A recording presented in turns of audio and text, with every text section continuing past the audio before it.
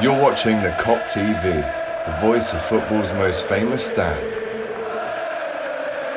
Salah to settle it in front of the Kop. Right, breaking news, Liverpool fans. If you are just watching this now, you will now know that Pep Lijnders, after 10 years of service at Liverpool, is due to leave and go and manage, finally go and spread his wings in a better way, hopefully, than the first time at RB Salzburg. I was about to say PSV Eindhoven. He's already been at PSV Eindhoven.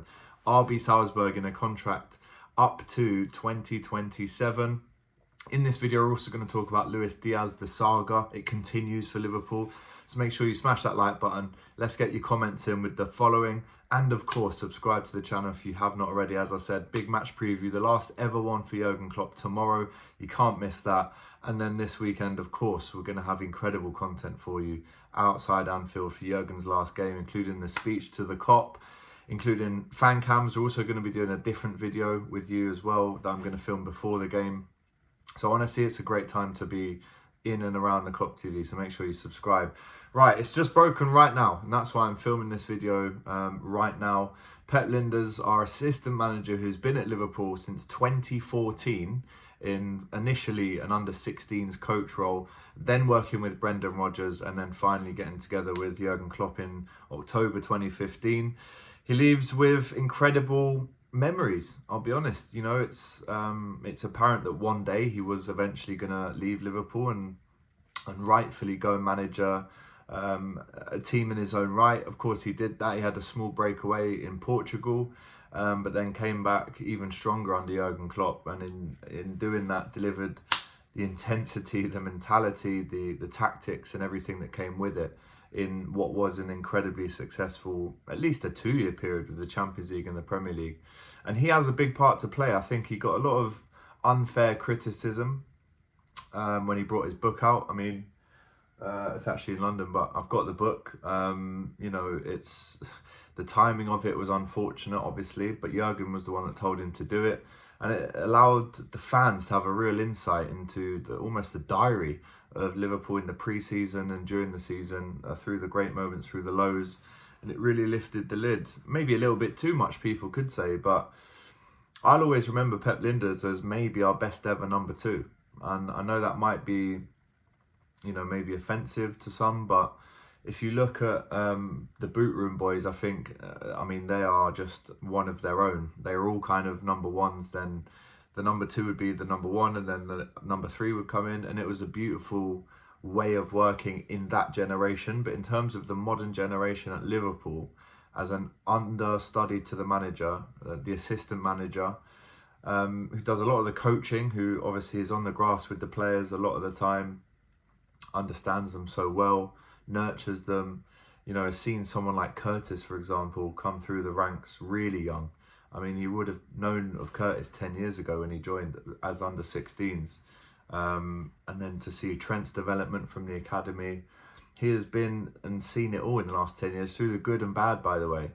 Some amazing times under Pep Lijnders. So my abiding memory of Pep Lijnders will be, well, in the modern era of Liverpool, he's the best number 2 we've ever had.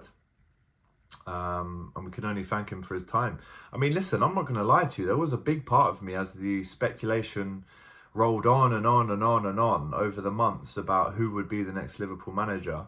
A big part of me, and maybe not now because it's confirmed that he's leaving, but a big part of me thought, well, at least we interview Pep. At least we interview Pep for the job.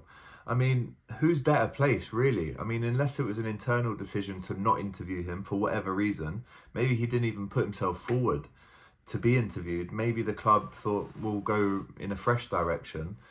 I just would like to know, did the club interview him for the role? Because I assume he would have interviewed very well. So there was a part of me that actually wanted him to, maybe it's an interim to start with, but then take over Jurgen Klopp, which isn't going to happen now. But I am asking the question. Let me know in the comments what you think, by the way, to this news. You know, it's a decent contract he's obviously going to be on over at RB Salzburg, a nice 3-year deal, which I think is fairly standard for new managers. But don't forget, RB Salzburg regularly in the Champions League, could even potentially play them next year. So let me check that, because I haven't checked the league over there, the league table. But there's a big chance that we play against him. And I wouldn't like to do it because he knows all of our secrets. And, yeah, I'm asking you guys in the comments, how will you remember Pep Lijnders? Obviously, there's not many bad things you can say about him apart from the book, which I don't think is fair either way. So from my opinion, and I'm asking yours, but from my opinion, it's all good stuff. I really like Pep as a guy. He would take the League Cup press conferences as well. And he had a lot of responsibility in this great era that we're living in through Liverpool and the city and everything else. So massive shout out to Pep Lijnders. Good luck in your next role.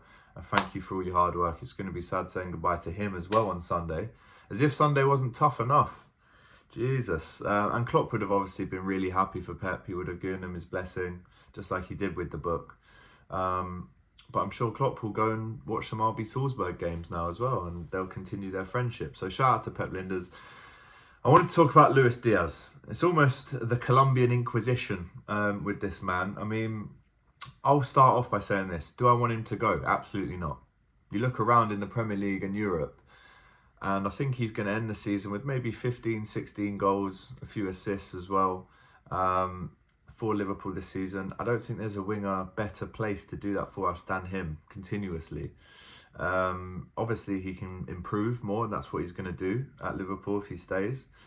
But you cannot deny that kind of South American love and want and desire to play for a Real Madrid and Barcelona. I wish I could deny it. I wish I could stop it, because the amount of players we've lost to that dream and those two clubs is ridiculous. But unfortunately, I can't stop it. It is what it is. The dad especially is very vocal about how he and his son both dream of playing for a club like that.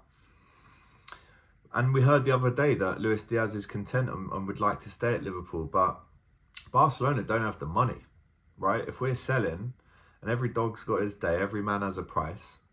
If it's 250, you can have Trent, but nothing less. But what do we buy him for? 40?